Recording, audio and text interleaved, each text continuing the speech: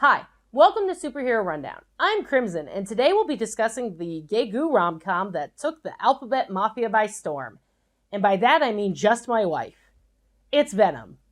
Look, I don't even know where to begin with this one. It was hyped up, and then everybody was like, they pronounced symbiotes wrong, and here I am going, I'm just rooting for the Eddie Venom ship. I mean, there's other stuff in the movie, and I think it's better than what we could have gotten.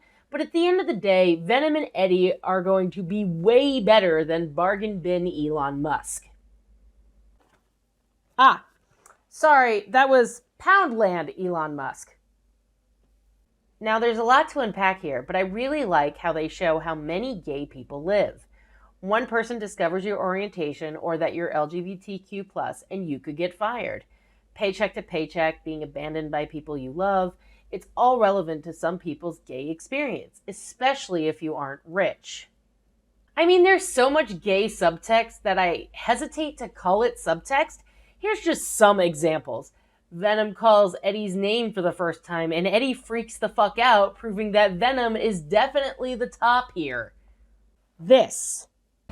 I am Venom, and you are mine.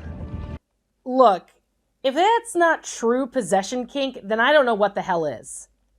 Think of yourself as my ride. Look, Eddie isn't even Venom's favorite ride in the comics, so...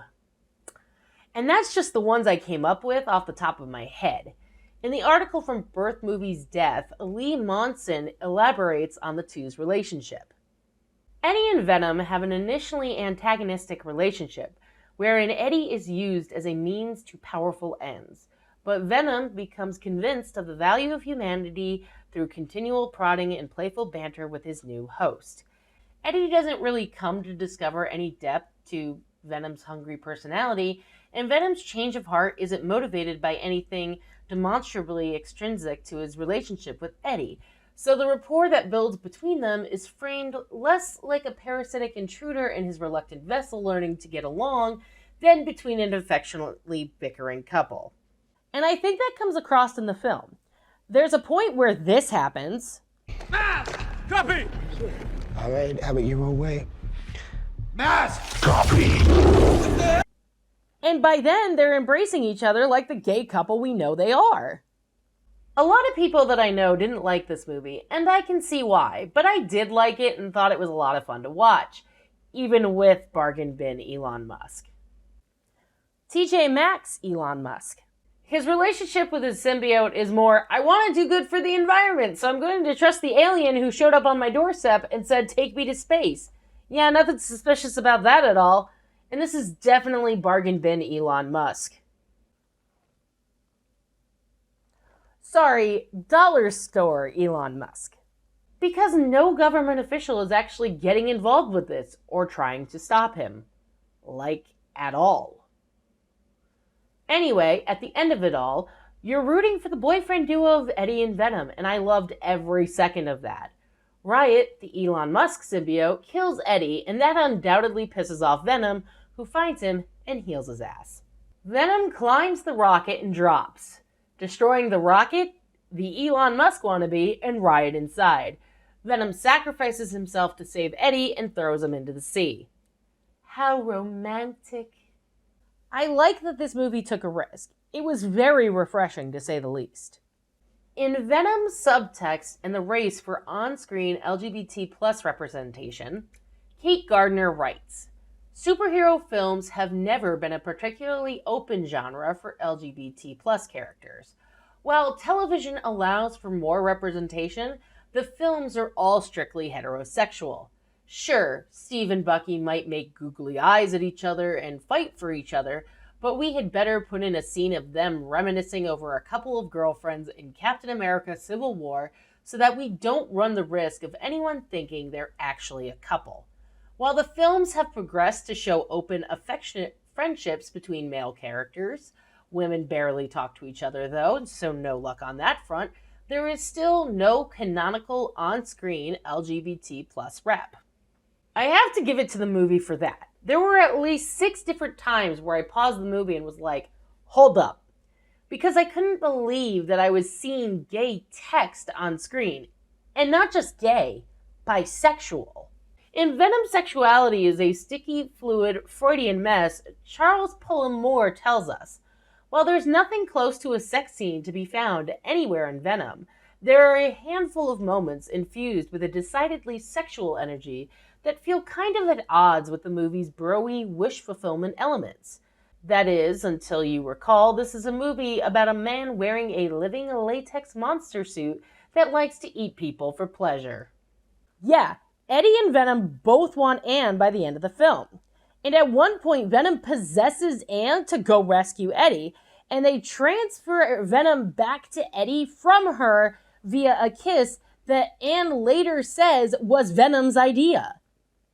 Venom protects Eddie a lot, and Eddie is obviously bisexual as he listens to both his ex-girlfriend Anne and his boyfriend Venom.